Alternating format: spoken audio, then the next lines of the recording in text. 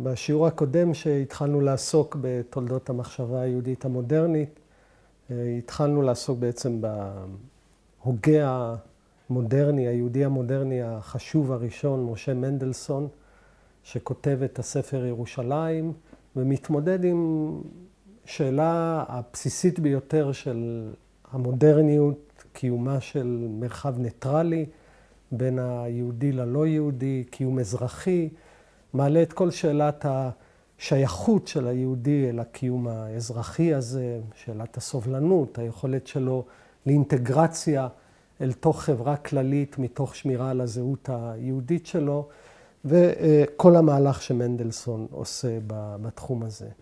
במקביל, באותה תקופה, במאה ה-18, מתפתחת מזרחה מברלין ומגרמניה, תנועה מודרנית יהודית כבירה, החסידות, כן, הבעל שם טוב, שהוא האב המייסד של התנועה הזאת, נפטר ב-1760.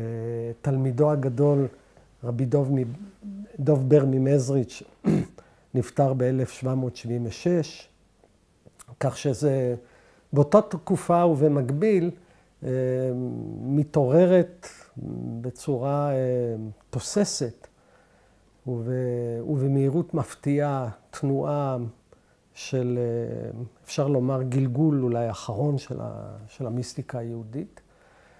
ואנחנו היום נקדיש את השיעור שלנו להגות של התנועה החסידית. צריך לזכור, כמובן, כמו בכל עניין שאנחנו עוסקים בו, שיש פה שאלות היסטוריות שהן יותר נוגעות להיסטוריון, שהן מעלות שאלות כיצד בתקופה די קצרה מתפשטת תנועה מאוד משמעותית בגליציה, בפולין, באוקראינה, היא נכנסת לתוך רוסיה הלבנה, אפילו לתוך ליטא. תנועה שמשנה את מבנה החברה היהודי, כמובן מצמיחה ארגון מחדש שלה, יש לה השפעה כלכלית, חברתית, פוליטית, ויש שאלות היסטוריות מאוד משמעותיות, מה אפשר את ההתפשטות הזאת, מה גרם לה, מה הם ההקשרים הפוליטיים, חברתיים, אפילו כלכליים, שאפשרו את הצמיחה שלה. יש לנו גם שאלות היסטוריות מאוד עמוקות על המייסד, דמותו ההיסטורית של הבעל שם טוב. כל השאלות האלה אנחנו באמת לא נעסוק בהן, בגלל שהעניין שלנו במוקד של השאלה הוא אופייה הגותי של החסידות, וכאן על פי דרכנו נשאל שאלה אחת שהיא מרכזית, ומה הם המאפיינים הייחודיים של התנועה הזאת ביחס למה שהיה לפניה. והמאפיינים האלה אמורים ללוות את כל תולדות ההשתלשלות של התנועה הזאת. אגב, כמובן תנועה שחיה ופעילה ותוססת עד לימינו אנו, כן? יש לנו חסידות חב"ד וחסידות גור שהיא מאוד חזקה, בלז, התנועות החסדיות שמתאוששות גם אחרי השואה. אז אנחנו נשאל גם על המרכיבים המיוחדים, המאפיינים את החסידות כתנועה מתנועות אחרות, וגם שאותם מאפיינים בעצם יזהו את כל שלוחותיה וענפיה של התנועה הזאת, שיש בה ריבוי פנים ושוני. צריך לזכור, לפני שנכנסים רק למושג, לתפיסות היסוד של החסידות, שהמושג חסידות כתופעה דתית הוא קודם, יש לו היסטוריה ארוכה בתולדות ההגות היהודית. יש לנו תנועה, זרם שלא עסקנו בו, וזה מסוג הדברים שאנחנו עושים במבוא, שאנחנו נאלצים לא לעסוק בכל, אבל חשוב במבוא להזכיר גם את חטאינו, את מה אנחנו לא עושים. כן, יש לנו חסידי אשכנז במאות ה-12 וה-13. יש לנו גם עוד מוזכרים כבר במשנה, במאה הראשונה והשנייה, חסידים ראשונים, כן, יש לנו משנה במסכת ברכות בפרק 5 שאומרת, אין עומדים להתפלל אלא מתוך כובד ראש, ואז מתארים את החסידים הראשונים שהיו שוהים שעה אחת לפני התפילה, ויש לנו מעשים בחסידים, יש לנו דמויות חסידיות, יש כאן מאפיין משותף, אם נרצה, לתופעה של החסיד, לפנומן של החסיד, וזה, אם נרצה, החסיד הוא מי שהולך לפנים משורת הדין. הוא, אם נרצה, בוהמיין דתי, בשם האינטימיות הדתית, הוא פונה לאל בצורה ישירה, בצורה רדיקלית, לעתים גם עומד בעימות, במתח מסוים, שיחזור עוד בתנועת החסידות שאותה נעסוק, עם תלמידי החכמים שהם אחראים לסדר ולפרוטוקול, הם קובעים את ההלכה, הם הווירטואוזים של ההלכה. החסיד הוא דמות אינטימית, הוא לפעמים גם מוכן לשבור את הפרוטוקול או לפעול מחוץ לפרוטוקול בשם הזיקה הישירה שלו. הנה דמות חסידית מובהקת שגם מוזכרת במשנה, חוני המעגל, שבשנת בצורת מתפלל לגשם, והוא עושה דבר שלא כל כך נהוג בתפילה, כן? הוא חג מעגל, ובתוכו הוא עומד, והוא נותן אולטימטום לקדוש ברוך הוא, שהוא לא עוזב עד שיגיעו גשמים, ואנחנו רואים איזו פנייה אינטימית ישירה של החסיד עם האל, וגם ייחוס של מופתים. הדמות החסידית היא דמות רדיקלית, כריזמטית, שיש לה מאפיינים מובהקים כחסיד לאורך כל תולדות ישראל. החסידות שאנחנו נעסוק בה, יש לה את המאפיינים האלה, אבל היא צובעת אותם בגוון מאוד מיוחד, בטח לעומת חסידי אשכנז. פה יש ממש שינוי תהומי בין צורות החיים החסידיות ששתי התנועות האלה מובילות. וכמו שאמרנו, אנחנו באמת נעסוק במרכיבי היסוד של העולם ההגותי הזה. בעיקר נתמקד, ושוב, יש ספרות עצומה של דרושים, של שיחות, של ספרות מוסר חסידית גם, שמתפתחת במשך 200 שנים האחרונות, בצורה מאוד תוססת, לגוונים שונים. העיסוק שלנו בעצם מתמקד בשלושה דורות ראשונים של התנועה החסידית, הבעל שם טוב, מה שאפשר לייחס לו, פה צריך לזכור, הבעל שם טוב כמנהיג של התנועה הזאת, כמי שנחשב בעיני הממשיכים, האב המייסד של התנועה, הוא עצמו לא כותב הרבה. יש לנו ממנו איגרת שהוא כותב לגיסו, רבי גרשון מקוטוב, שנמצא בארץ ישראל. יש לנו הרבה אמרות שמיוחסים לו על ידי תלמידיו הקרובים, וזאת שאלה בין ההיסטוריונים, מה ניתן לייחס לו בוודאות ומה לא. אבל בכל אופן אנחנו נעסוק במה שאנחנו יודעים מההגות או מהמחשבה של הבעל שם טוב, בעיקר בהמשך משני התלמידים הגדולים שלו, רבי יעקב יוסף מפולנוע ורבי דוב בר ממזריץ', ותלמידי רבי דוב ממזריץ', שבבית המדרש שלו באיזשהו מובן מתפתחת, מתרחבת החסידות לכדי תנועה הרבה יותר גדולה, תנועת המונים. מבין תלמידיו יש את שניאור זלמן מילדיה, מייסד של חסידות חב"ד, רבי לוי יצחק מברדיצ'ב, רבי נחום מצ'רנוביל, יש לנו רבי אלימלך מליז'נסק, זאת אומרת, מבית המדרש של דוב בר ממזריץ' בעצם מתפתחת החסידות על כל שלוחותיה.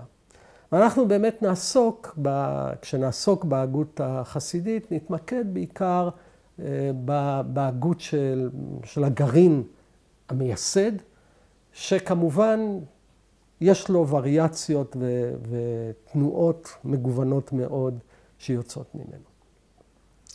המרכיב הראשון, אני אדבר על 4 מרכיבי יסוד של התנועה החסידית. המרכיב הראשון הוא דברים שכבר רואים וניתן לייחס אותם לבעל שם טוב, לדברים שנאמרים משמו, הוא התפיסה של הנוכחות האלוהית בהוויה.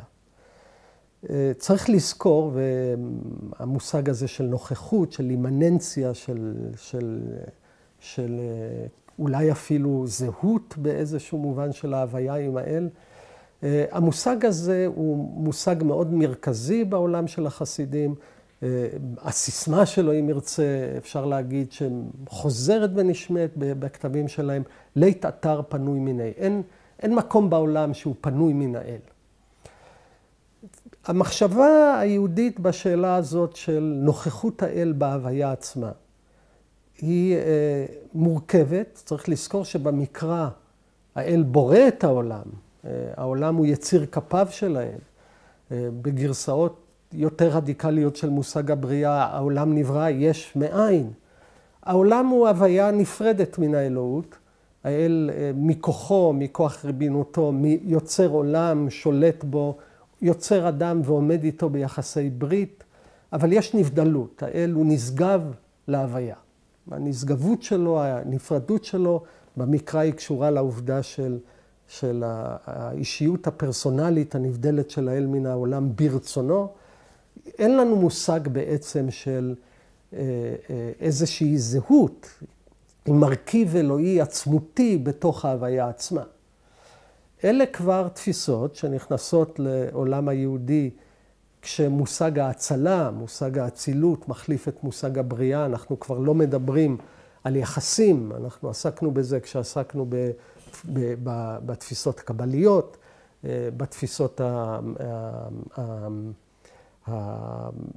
הנאופלטוניות, שבהן בעצם את מושג הבריאה מחליף באיזשהו מובן מושג של ההצלה. העולם נאצל מן האל, לא ברור שהוא לגמרי נפרד ממנו, האם הוא איבר שלו. ופה כבר נוצרת אפשרות, דבר שהחסידות עושה, להנכחה של האל בהוויה. לגרסה הזאת, לתפיסה הזאת, יש לנו ניואנסים שונים וגוונים שונים. הראשונה אפשר להגיד כמעט טענה שההוויה היא עצמה, כפי שאנחנו מכירים אותה, מופרדת, נבדלת, מרובת פנים, היא אינה אלא אשליה. אין הוויה, יש אלוהות. אני אקרא טקסט של רבי יעקב יוסף מפולנוע בספר פורת יוסף שלו, טקסט מאוד מעניין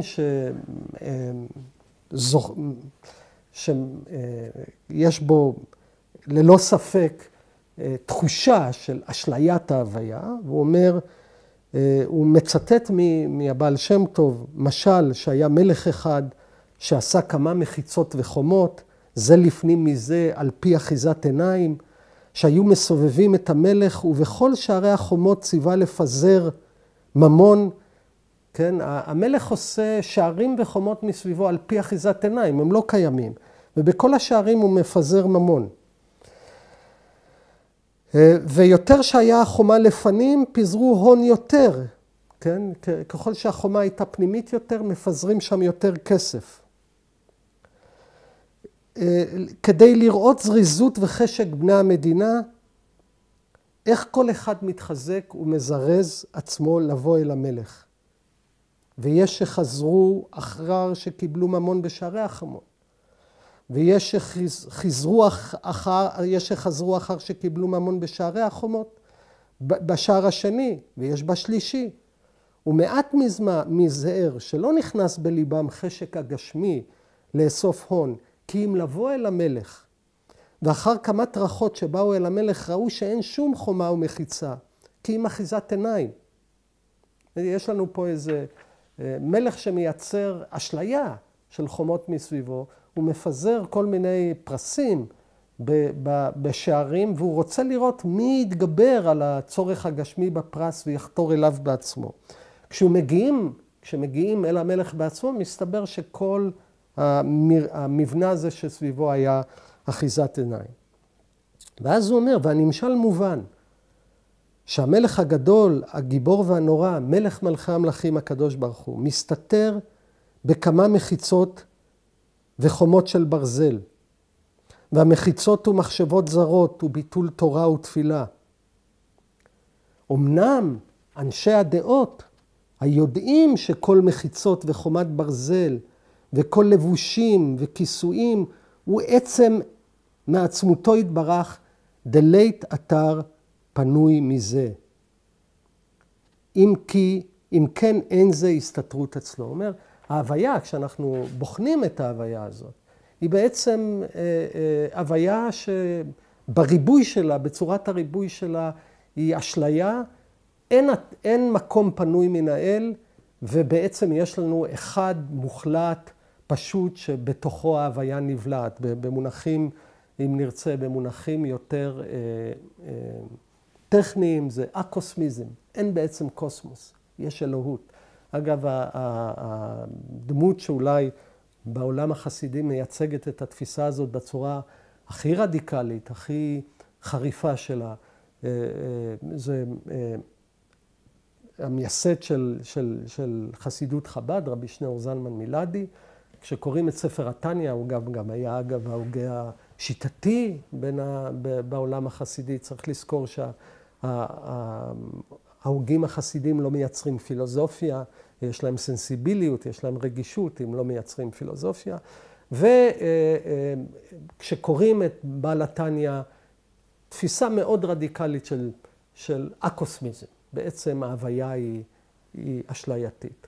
אגב, זאת לא הגרסה היחידה של נוכחות, ויש לנו עוד כמה גרסאות יותר מדורגות. זאת אומרת שהאלוהות היא במובן מסוים מחוץ להוויה, יש מימדים אלוהיים נוכחים בהוויה עצמה, בדרגות שונות של עוצמה.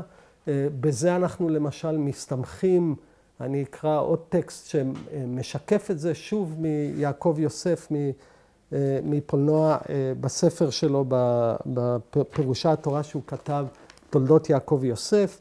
והוא אומר, דבר מעניין, פה הוא כבר נוקט בעמדה אחרת, פחות אקוסמיסטית, פחות אשלייתית ביחס להוויה. הוא אומר, והנה כמו שיש כ"ב אותיות בדיבור, תורה ותפילה, כך יש בכל ענייני החומר והגשמי שבעולם גם כן כ"ב אותיות שבהם נברא העולם. כן, יש כמו שהדיבור והתפילה יש בו, הוא מבע של אותיות, האות נוכחת בדיבור, כך גם בכל ההוויה כולה. רק שהאותיות מלובש בחומר ענייני העולם בכמה כיסויים ולבושים וקליפות, ובתוך האותיות שורה הרוחניות הקדוש ברוך הוא, שהרי כבודו יתברך מלא כל הארץ, וכל אשר בא, שוב פעם, לית אתר פנוי מיני. פה יש לנו כבר גרסה אחרת. ההוויה היא לא גורם אשלייתי מנותק, אבל יש בה יסודות אלוהיים, שהם קשורים בתפיסה מאוד מוכרת לנו, שהוא מוכרת לנו מאבולעפיה ואחרים, התיאולוגיה הלשונית, האות מחזיקה את החפץ, את הדבר שבעצם היא מעניקה לו מימד של קיום, והעולם, ההוויה מלאה באלוהות שנמצאת בתוכה.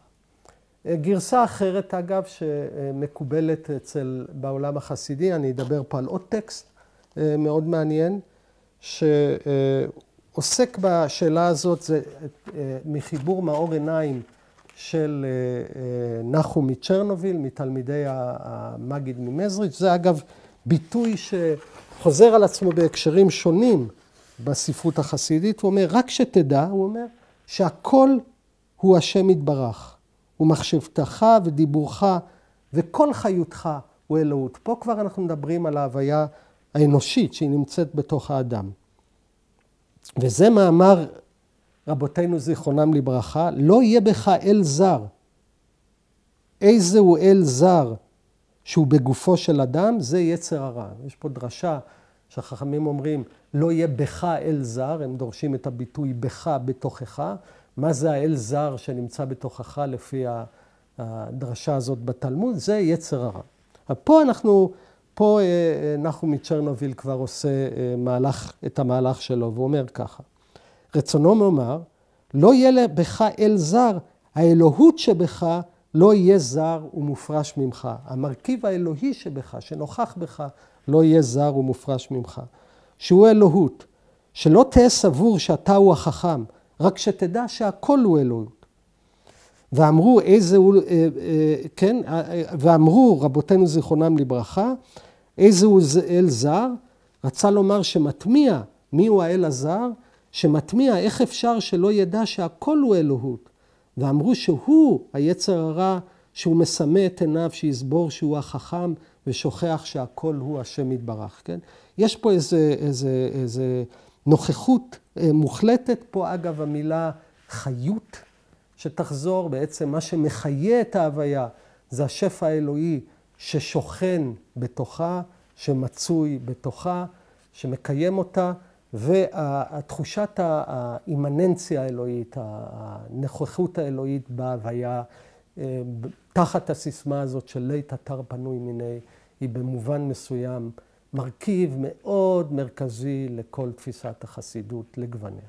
כמו שאנחנו רואים, יש לה גרסאות שונות, זה יכול להיות אקוסמיזם רדיקלי, שבעצם ההוויה היא אשליה, זה יכול להיות מרכיב שלא שולל הוויה, אלא רואה בתוכה עצמות אלוהית, אותיות, לפעמים גם משתמשים בניצוצות של קבלת האריש ששורים בהוויה, מושג החיות שמחיה את ההוויה, אבל בעצם העולם והאלוהות אינם ישויות או ישים נפרדים, אלא הם בעצם העולם, אם נרצה, הוא איבר של האלוהות. עכשיו, לתפיסה הזאת, שהיא תפיסה מטאפיזית, שיש לה יסודות מטאפיזיים עמוקים, יש לה השלכות אנושיות מאוד בסיסיות, וממנה גם בא משהו, אני אומר, שלוחד טמפרמנט חסידי, וזה השלילה של הסיגוף. כי ברגע שאנחנו לא עושים הבחנה בין החומר לרוח, בין הגשמי לדתי, לרוחני, לנשמתי, הרעיון הזה של המלחמה המתמדת ביסוד החומרי כיסוד הרוע, דבר למשל, אגב, שמצוי מאוד בספרות של חסידי אשכנז היותר קודמים, שהיא מאוד מסוגפת. בעצם יש ביטול של רעיון הסיגוף, ביטול של עבודת האל באמצעות הסיגוף. אגב, פה יש עוד טקסט מאוד מעניין שבא מהתלמיד של דוב בר ממזריץ', זאב וולק מזיטומיר, והוא אומר בספר שלו, אור המאיר, שוב ממרה בשם הבעל שם טוב, הוא אומר, שאלו לבעל שם טוב, מהו עיקר העבודה? הלא אנו יודעים ואבותינו סיפרו לנו שבימים הקדמונים היו אנשי מעשה מתענים משבת לשבת. שואלים אותו, מהי עבודת השם שלך? אנחנו יודעים שבימים קדומים אבותינו היו מתענים כל השבוע. ואתם ביטלתם את הדבר הזה, הסיגוף הזה שבעינוי אתם ביטלתם. שאמרתם שכל אדם שהוא מתענה, עתיד ליתן את הדין. לא רק שלא צריך להתענות, זה גם חטא להתענות.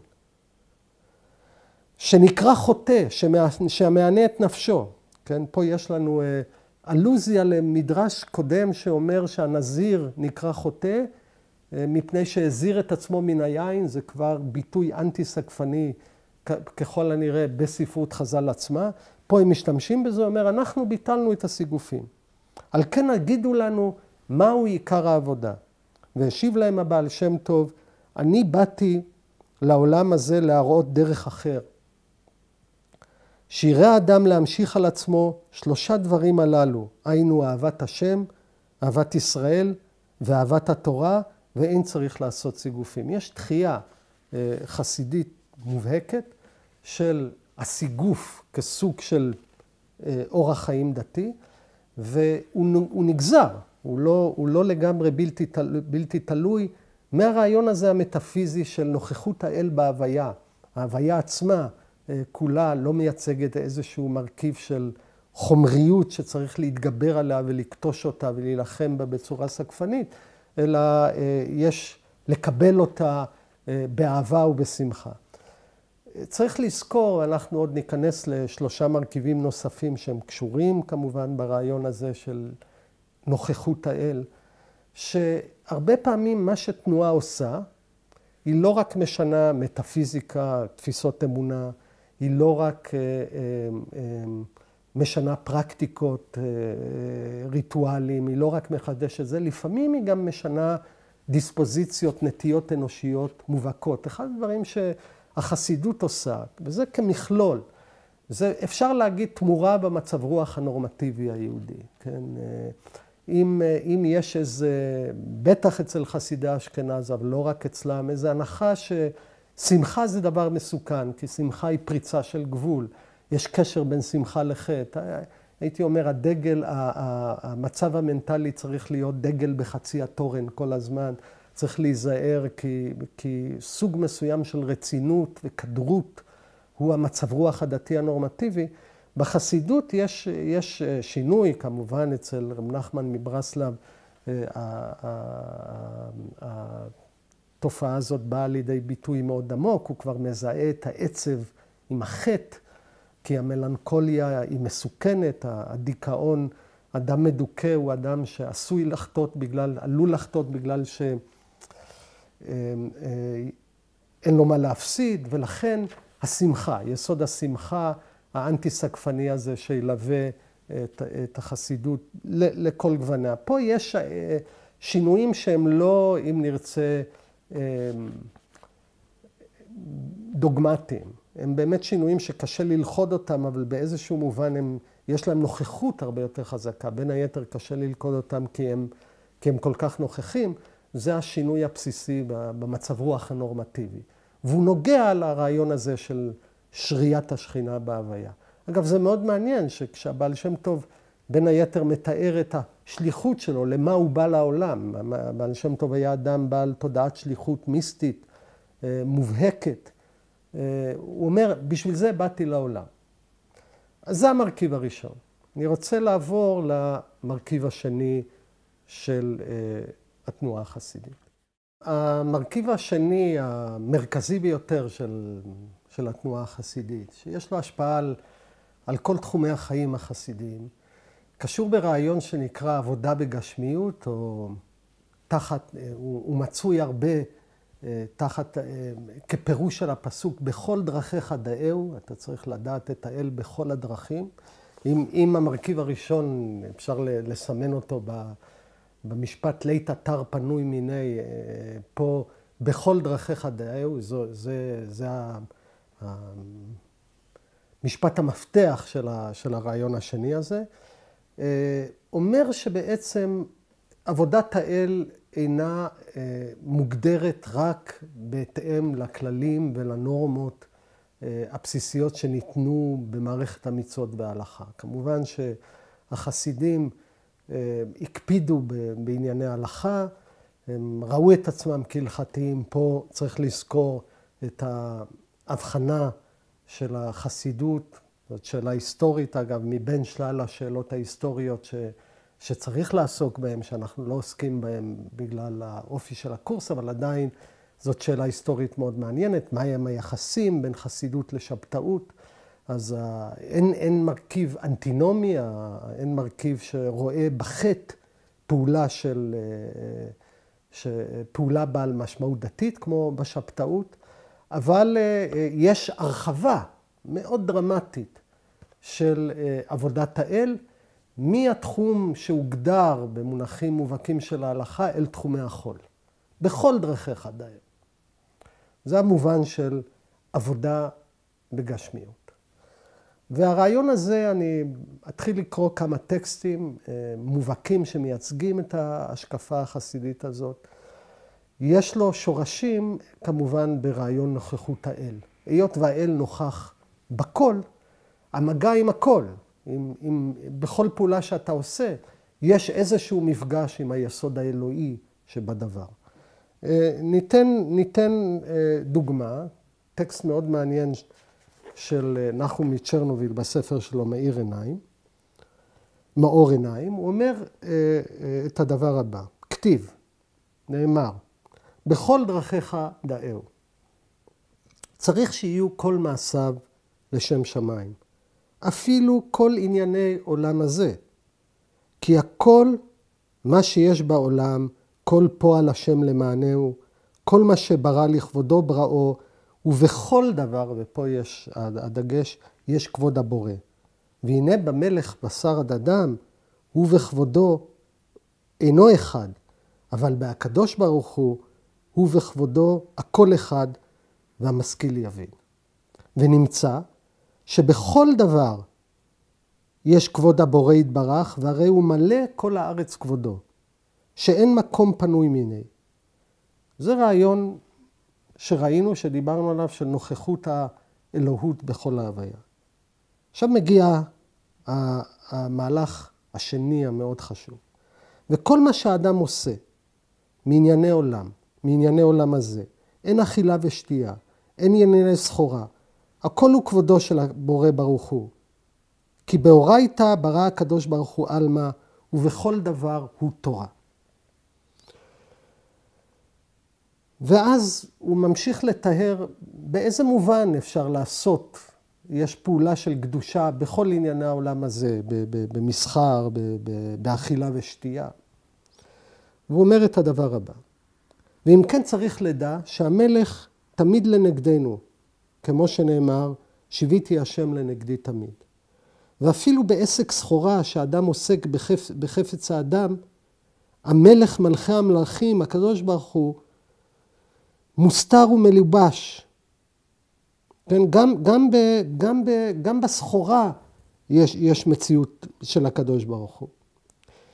והוא אומר, וכל הכיסופים, כל החמדה, כל התשוקה שבעולם, והחשק שבעולם, הכל נמשך מכיסופים בעולמות הנ"ל, אלא שנתלבשו בדברים גשמיים. ומי שעיני בשר לו, סובר שהחשק הוא מהגשמיות ונמשך אחריו. אמנם מי שעיני שכל לו, מבין שזה החשק נמשך מרוחניות עולמות הנ"ל, ונמצא מדבק ברוחניות הדבר. זאת אומרת, כשאנחנו רואים איזושהי תשוקה, לאדם יש תשוקות שמניעות אותו למאכל, למשתה, לסחורה, הסחורה מונעת על ידי תשוקה, והוא אומר, המגע של האדם עם התשוקה הזאת, הוא בעצם מגע עם יסוד אלוהי. החוטא, האדם שאינו מבין את הוויית האלוהות בעולם, חושב שלתשוקה יש מקור עצמאי, אבל ברגע שהאדם מחבר את התשוקה הזאת, הקונקרטית, הגשמית, אל מקורה האלוהי, הוא בעצם נוגע או מתאחד, בא במגע עם יסודות אלוהיים בכל הפעולות הגשמיות המובהקות שלו. אנחנו נקרא טקסט של המגיד ממזריץ' מאוד מעניין, רב דוב בר ממזריץ', שוב על אותו רעיון, הפעם בצורה יותר מובהקת ומובחנת, ואומר לנו המגיד איך נוהגים, איך נודג אדם, דיברנו על אכילה, שתייה, פה אנחנו מדברים על מראה, הסתכלות. הוא אומר, אני קורא מטקסט שנקרא צוואת הריבה, שזה צוואת רבי ישראל בעל שם, זה מיוחס לבעל שם טוב. הוא אומר, כך יש להתנהג בהסתכלות. כשאדם מסתכל, כך הוא צריך להתנהג. אם מסתכל בפתע פתאום על אישה יפה, פה אגב, זה נקודה מאוד מעניינת, זה לא פעולה שהוא צריך ליזום, אבל הוא בפתע פתאום ראה אישה יפה. יחשוב במחשבתו, מניין לה זה היופי. הלא אם הייתה מתה, לא היה לה עוד זה הפנים. אם כן, מניין לה זה היופי. על כוחך זה בא מכוח האלוה המתפשט בה. הוא נותן לה כוח היופי. נמצא שורש היופי, הוא כוח אלוהי. ולמה לי למשוך אחרי החלק? טוב לי להידבק בשורשה ועיקרה דכל עלמין, ששם כל היופיים. וכן מה שמסתכל בשאר גשמיות, כגון בכלי, יחשוב מניין בא לכלי, זה הנוי והצורה.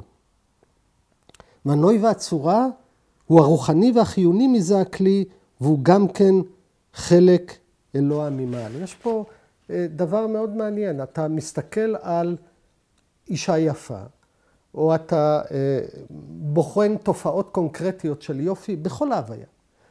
ובמקום לדחות את הרהור, מה שיכול להיקרא פה גם הרהור עבירה, ומחשבות אירוטיות, אתה שואל את עצמך, מניין בא היופי לעולם הזה? והיופי מקורו באלוהות, דהיינו ביופי הזה יש נוכחות אלוהית. אז במקום להילחם ולדחוק את המחשבה הזאת, אתה מעלה אותה לשורשה ביסוד היופי האלוהי. כך שיש לנו פה הרחבה של תחום ההתנסות הדתית, מפעולות שהן מובהקות, פעולות של עבודת השם לפי המעשים ההלכתיים, אל כל המעשים, אל מעשים שבכל יום, מבטים, אכילה, שתייה ומסחר. אני רוצה לקרוא עוד טקסט, ופה ששוב משקף את העמדה הזאת בצורה מאוד מעניינת ומאוד רגישה. הפעם מתאר לנו תמונה מאוד חיה של איך אפשר לעבוד את האל באקט האכילה. הוא אומר ככה, אני קורא מאחד הטקסטים המעניינים של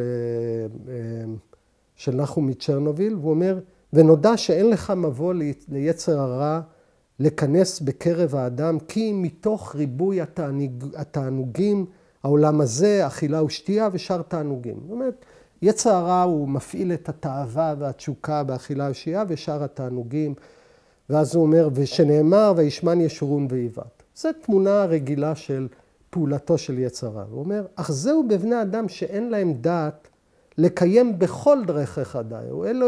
אלו בעלי ההלכה רגילים שהתורה החסידית לא הופנמה עצמה. שדרשו מזה, מהפסוק וכל דרכיך מדעהו, שכל מעשיך לשם שמיים. כי באמת אין שום דבר בעולם שיהיה מונע לעבודתו יתברך, אלא אדרבה, בכל דבר קטן וגדול הנוהג בעולם, יוכל להתקרב ממנו לבורא, ברוך הוא יתברך שמו. עכשיו הוא מתחיל לפארת איך נעשה את הפעולה הזו. כי הוא יתברך שמו, לית אתר פנוי מיני. שוב, רעיון הנוכחות. ובכל דבר הוא אדנותו יתברך. והוא החיות שבכל דבר. האל הוא החיות שבכל דבר. ואתה מחיה את כולם. ואילו יצויר חס ושלום, היעדר שפעת חיותו חס ושלום, משום דבר, אז לא היה הדבר בעולם. כן? אם לא הייתה החיות, בעצם לא הייתה נוכחות האל בעולם, לא הייתה הוויה. ואז הוא ממשיך לדרוש את הרעיון הזה. ובחינה זו, מה שצמצם שכינתו בנבראים, במדרגות התחתונים, נקרא אדוני, מלשון אדנים למשכן. יש פה איזו דרשה מעניינת על הקשר בין המילה אדוני למילה אדן, מה שמקיים את הדבר, מה שמחזיק את הדבר. וגם מלשון אדון כל הארץ. אם כן, בכל דבר שעושה, עכשיו באה ההוראה, הסתכל על החיות שבדבר ההוא, שהוא האדנות. למשל, אם אוכל, אל יפסיקנו משורשו המהווה הדבר, כן? כשהוא אוכל, שהוא לא ינתק את החיות שבאוכל, את הטעם, את התשוקה שבאכילה, מהשורש שמקיים אותה. כן? אל יפסיקנו משורשו המהווה הדבר, דבר המאכל והמקיימו. כי החיות העליון מלובש במאכל הגשמי, והאדם האוכל מקבל החיות, והפסולת נדחה לבר. וכשמתחיל לדבר בכוח החיות שקיבל דברי תורה או תפילה, בדחילו ורחימו כראוי, אזי מקשר את עצמו עם החיות לשורשו שנקרא הוויה, שמהווה את כל ההוויות. יש פה איזו תמונה מעניינת ואומר ככה, האדם שאוכל, שואב אם נרצה את האנרגיה של המאכל לתוכו, שהיא החיות האלוהית, שממנה הוא גם יכול אחרי זה לדרוש בדברי תורה ותפילה. כך שההבחנה הזאת בין הקודש לחול הולכת ומתבטלת. גם מהבחינה המטאפיזית, כי האל נוכל בכל, הוא לא רק שוכן, הוא לא רק קירב את עצמו לאיזה מרחב מקדשי, אלא כל ההוויה בעצם יש בה נוכחות האל. ולא רק זה, לא רק שבאופן מטאפיזי ההבחנה בין קודש וחול פה התבטלה, גם מבחינת הפרקטיקה אין מעשים שהם יותר קדושים ממעשי חולין. בכל מעשה חול, בכל דרכיך דאור, אפשר להגיע לזיקה של משמעות הדתית של הפעולה הזאת. אני רוצה להעיר כמובן, האם העבודה הזאת בגשמיות היא מרוקנת ההוויה מערכה? דהיינו, כי אתה אומר, אני לוקח מתוך ההוויה את הניצוץ האלוהי שבה, אני מושך ממנה את היסודות האלוהיים, ואז בעצם מרוקן אותה, הופך אותה לאיזושהי קליפה ללא חיות. יש פה איזה ביטול של ההוויה, אפשר לפרש ככה, או אפשר לפרש בצורה אחרת, שיש פה אישור של ההוויה, בגלל שבכל דבר גשמי אני רואה את נוכחות האל, והמגע שלי עם ההוויה אינו אלא מגע מקודש עם האלוהות. יש פה שני פירושים, אגב, הם באופן עמוק, הם חיים זה בצד זה, פרשני החסידות התנגחו על השאלה הזאת, כן, שולם בפירוש שלו למושג העבודה בגשמיות ראה בזה ריקון של ההוויה, בובר שלא מעט מההגות המודרנית שלו שנגיע אליה היא בהשראת החסידות, רואה בזה אישור של ההוויה. כשמסתכלים בטקסטים החסידיים רואים את שני המוטיבים האלה זה בצד זה. מה שיש לנו בכל מקרה משותף לשתי הווריאציות זה ביטול ההבחנה בין קודש לחול. בעצם אין פעולה דתית פר אקסלנס, אין פעולה דתית מובחנת, מובהקת. הרעיון הזה הוא רעיון רדיקלי מאוד, שזכה, אם נרצה, בתנועות שהתנגדו לחסידות, כן? עם החסידות גם צומחת ההתנגדות לחסידות. אני אקרא אחד הטקסטים שמתארים בצורה להגנית, בצורה בוטה, את העולם החסידי, דווקא בעניין הזה של העבודה בגשמיות. והטקסט הזה שיש לנו חיבור שנקרא שבר פושעים, שמחבר מביא לנו מקורות של טקסטים אנטי-חסידיים שצומחים בליטא, במקומות אחרים, כתגובה לחסידות, כתגובה לעליית החסידות, כתנועת מינות וכפירה שמסכנת את אושיות היהדות. היה פה, הנה שוב, מרכיב היסטורי שלא ניכנס לעומק שלו, אבל כמובן שהתנועה החסידית מעוררת התנגדות בעיקר בליטא.